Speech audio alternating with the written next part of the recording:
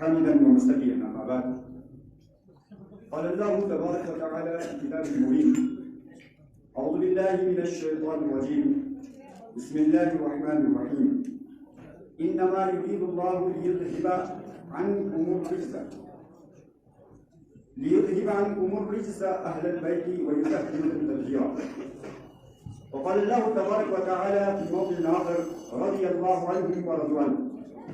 وقال النبي صلى الله عليه وسلم: أنا مدينة العلم وعلي بابها،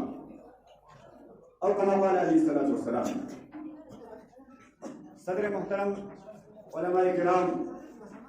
حاضرین جلسہ، السلام علیکم ورحمۃ اللہ وبرکاتہ. معزز سامعین،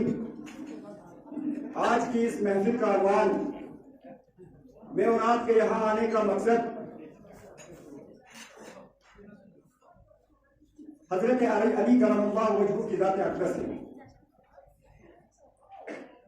یہ وہ محبت ہے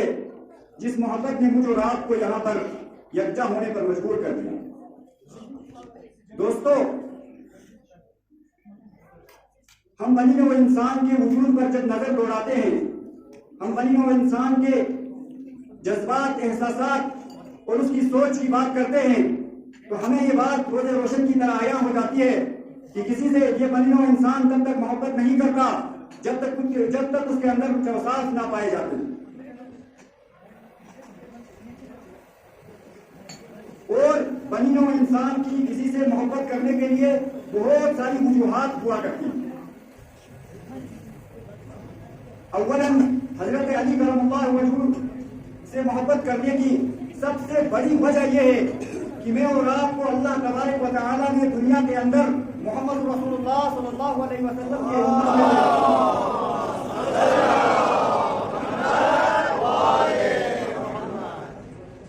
اور اسی ذات اقدس سے حضرت علی کرم اللہ تعالیٰ وجہہ کی نسبتیں جب ہم نکالتے ہیں، ان کی نسبتیں دیکھتے ہیں، تو 4 نسبتیں میرے نزدیک 4 بڑی نسبتیں ایسی ہیں جو کمال درجے کی. اول درجے کی نسبت یہ ہے کہ حضرت علی کرم اللہ تعالیٰ وجہہ محمد رسول اللہ صلی اللہ علیہ وسلم کے چچا زاد بھائی. اور دوسری نسبت یہ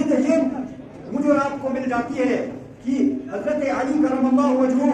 محمد رسول اللہ صلی اللہ علیہ وسلم کے صحابی رسول ہیں. اور تیسری نسبت یہ پائی جاتی ہے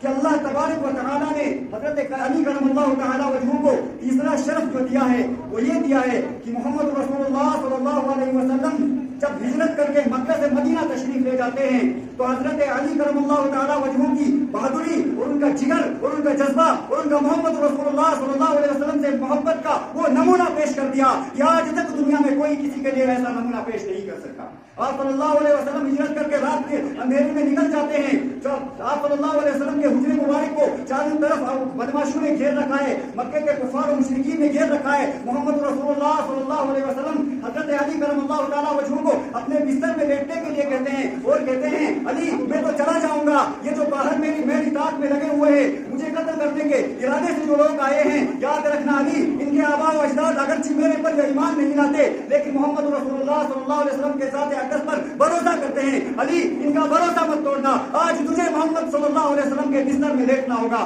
میرے دوستو، میرے لیے بولنا آسان ہے، آپ کے لیے سننا آسان ہے، لیکن ذرا اندازہ لگائیے، ذرا غور کیجیے، ذرا ایک لمحے کے لیے تدبر کیجیے، فکر کیجیے کہ ایک شخص کے گھر کا محاصرہ کیا گیا ہو اور عرب کے بدماش اور گنڈے لفنگوں کی جماعت جو ہے گھر کو گھیرے میں لیے ہوئی ہو اور اس کے بستر میں کوئی جا کر دوسرا آدمی سو جائے. یہ گردے اور کلیجے کی بات ہوتی ہے. حضرت علی کرم اللہ تعالیٰ وجہہ نے وہ نمونہ پیش کیا جس نمونے پر آج ہر امتی کو جو ہے فخر ہے.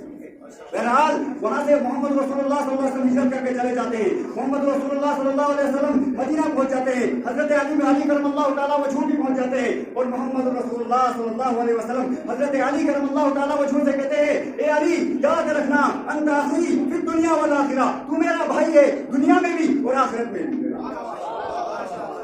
میرے دوستو، محمد رسول اللہ صلی اللہ علیہ وسلم اعلان کر کے کہتے ہیں کہ جو ہے میں علی کا بھائی ہوں، علی میرا بھائی ہے، وہ صرف دنیا میں ہی نہیں، دنیا اور آخرت دونوں جگہ پر میرا بھائی. یہ تیسرا شرف ہے.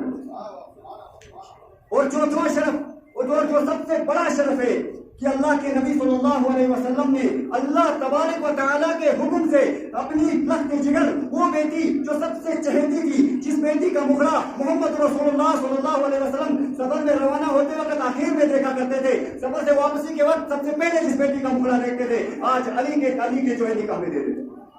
یہ سب سے بڑا شرف ہے میرے دوست۔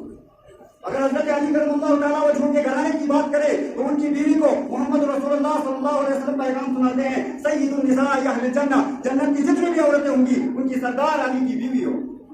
ان کے بیٹے سید الشباب اہل الجنہ، ان کے دو بیٹے حضرت حسن اور حسین رضی اللہ تعالیٰ عنہما کو مسئلہ سنا دیا، محمد رسول اللہ صلی اللہ علیہ وسلم نے اعلان کر دیا یہ جنت کے نوجوانوں کے سردار ہوں گے، ان کے لیڈر ہوں گے۔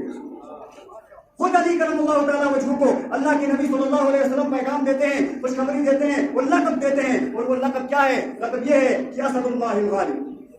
اللہ کا شیر کہا گیا میرے دوستوں۔ یہی وجہ تھی کہ محمد رسول اللہ صلی اللہ علیہ وسلم کے ساتھ ہر جنگ میں حضرت علی کرم اللہ تعالیٰ وجہ چانا بشانہ کھڑے رہے، ہر جنگ میں حضرت علی رضی اللہ تعالیٰ عنہ آپ صلی اللہ علیہ وسلم کے ساتھ رہے۔ جنگ تبوک کی بات آتی ہے، آخری جنگ ہے میرے دوستو، اس جنگ میں حضرت علی کرم اللہ تعالیٰ وجہ جب پیچھے رہ جاتے ہیں، اللہ کے نبی صلی اللہ علیہ وسلم کا حکم ہے، اللہ کے نبی صلی اللہ علیہ وسلم نے حکم دیا، علی اس بار یاد رکھنا، اس بار میں مجھے جو ہے آگے جنگ کے لیے جانا ہے، علی میرے بعد آپ کو میرا جو ہے قائم مقام بن کے رہنا ہوگا۔ تیری مثال میرے لیے ایسے ہے جیسے موسیٰ کے لیے جو ہے موسیٰ کے لیے اس کے بھائی ہارون کی جگہ۔ میرے دوستو یہ صرف مقامات یوں ہی نہیں ملے، اللہ تبارک و تعالیٰ نے حضرت علی کرم اللہ تعالیٰ وجہ کو وہ شجاعت اور وہ بہادری کی تھی کہ جسے دیکھ کر جو ہے مکے کے بڑے بڑے لوگوں کی ہوا ٹائپ ہوا،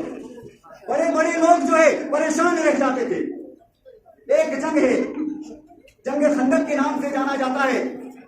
عرب کا ایک بہت بڑا شہسوار، بہت بڑا جنگجو جس کا نام عمر بن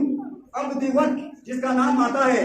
وہ اتنا بڑا شہسوار تھا، اتنا بڑا بہادر تھا، جسے اپنی بہادری پر گمنڈ تھا، جو اپنی بہادری کے قصے سناتا تھا، اور اس کی عادت یہ رہی تھی وہ 1 2 3 4 آدمیوں سے نہیں لڑتا تھا بلکہ 100 کی بات بھی نہیں کرتا تھا۔ اس کے مقابلے میں آنے کے لیے 1000 لوگوں کا لشکر ضروری ہوتا۔ حضرت علی کرم اللہ تعالیٰ وجہ کا مقابلہ ہوا، ان کے آمنے سامنا ہوا تو کہنے لگا، مسکرا کر ایک نوجوان ہے وہ جو ہے حضرت علی رضی اللہ تعالیٰ عنہ کو کی طرف دیکھ کر مسکرانے لگا اور استہزاء کرنے لگا، کہنے لگا ارے یار میرا مقابلہ تیرے ساتھ ہوگا، اور کہنے لگا کہ اچھا ٹھیک ہے، جب تو میرے سامنے آ ہی گیا ہے تو میں جس کے ساتھ بھی لڑتا ہوں، جس کا بھی میں سر قلم کرتا ہوں، اس کے سامنے 3 شرطیں رکھتا ہوں، ان 3 شرطوں میں سے ایک شرط جو ہے میں اس کی مانتا ہوں، بتاؤ تیری شرطیں کیا؟ میرے دوستو وہ یہ نہیں جانتا تھا کہ اس کا مقابلہ شیر خدا سے ہوا۔ حضرت علی رضی اللہ تعالیٰ عنہ نے پہلی شرط رکھ دی، پہلا مطالبہ کیا، پہلی خواہش ظاہر کی، کہنے لگا کہ میری پہلی خواہش یہ ہے کہ تو میرے ساتھ، تو میرے دین کو قبول کر لے، تو اسلام کے اندر آ جا، تو کامیاب ہو جائے۔ میرے دوستو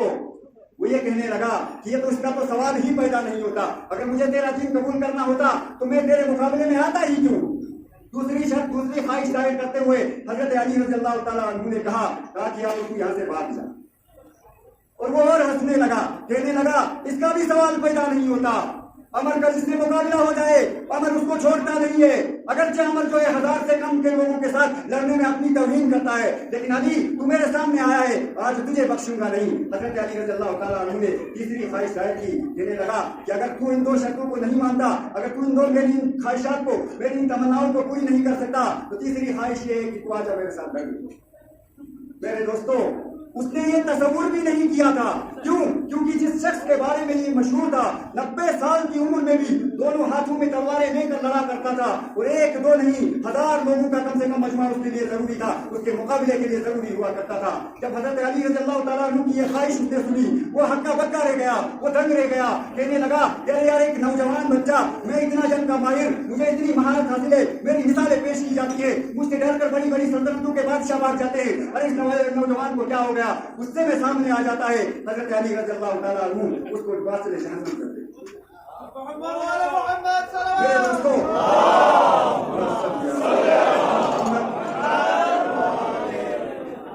میرے دوستو ہم اس علی کے ماننے والے ہیں جس علی کی جو ہے شجاعت و بہادری کے قصے سنانے لگ جائیں، اگر ان کی عنوانات، ان کی زندگی، ان کی سیرت طیبہ پر اگر میں عنوانات نظام قائم کرنے لگ جاؤں گا تو صرف عنوان، صرف ٹاپکس کو گننے میں مجھے کئی گھنٹے لگ جائیں گے۔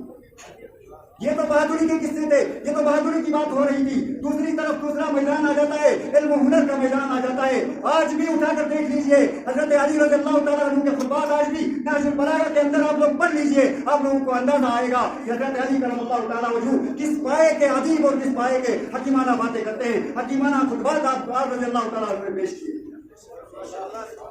اور اگر ان کی شاعری کی بات کروں تو انہوں نے ایسی شاعری پیش کی ہے کہ عرب کے بڑے بڑے شعراء، عرب کے بڑے بڑے ادبا ہکے بکے رہ جاتے ہیں، دنگ رہ جاتے ہیں۔ حضرت علی کرم اللہ تعالیٰ عنہ وجہ کی شاعری کی اگر بات کی جائے، ایک دو نمونہ اگر میں آپ حضرات کے سامنے پیش کرنے کی کوشش کروں تو حضرت علی رضی اللہ تعالیٰ عنہ کیا فرماتے ہیں یقود البحر من طلب العالی، یقود البحر من طلب العالی۔ ارے جس کو موتی کی تلاش ہوتی ہے وہ تو سمندر میں غوطہ لگاتا ہے، اسے سمندر میں اترنا ہی پڑتا ہے۔ ومن طلب العلا سحر اللیالی، وہ جو بلندیوں کو چاہتا ہے، جو مقام مرتبے کو چاہتا ہے، اسے راتوں میں اٹھ کر محنت کرنی ہوگی، دن رات ایک کرنا ہوگا، اس کو اپنی راتیں جاگ کر گزارنی ہوگی۔ ومن طلب العلا من غیر قد، وہ یاد رکھو جو بغیر محنت اور مشقت کے بلندیوں کو پانا چاہتا ہے، بلندیوں کی تمنا کرتا ہے، یاد رکھنا اضاع العمر، وہ اپنی عمر کو ضائع کرتا ہے فی طلب المحال، ایک ایسی محال چیز کو حاصل کرنے میں، ایک ایسی ناحاصل چیز کو حاصل کرنے میں۔ میرے دوستو، اس شہر کا ایک رخ تو دنیا کی طرف جاتا ہے، دوسرا رخ آخرت کی طرف جاتا ہے۔ دونوں رخ میں آپ کے سامنے رکھ دوں۔ اس شہر کے اندر حضرت علی کرم اللہ تعالیٰ وجہ مجھے دنیا بھی سمجھا کر جا رہے ہیں اور آخرت بھی سمجھانے کی کوشش کر رہے ہیں۔ دنیا اس طریقے سے سمجھاتے ہیں کہ اگر تو حلال کمانے کے لیے نکل جاتا ہے، تیرے سامنے دنیا کی مشکلات آئیں گی، تیرے سامنے دنیا کے مسائل آئیں گے، تجھے ان سے گھبرانا نہیں ہے بلکہ ان کا مقابلہ کر کے آگے نکلنا ہے۔ اور اگر آخرت کی بات ہوگی تو یاد رکھنا، دنیا تجھے کچھ بھی کہے، اللہ کے سامنے راتوں میں اٹھ کر رونا ہے، اللہ سے تو اٹھ کر جو ہے محنت کرنا ہے، اپنی راتوں کو اللہ تبارک و تعالیٰ کے دربار میں رو کر گزارنا۔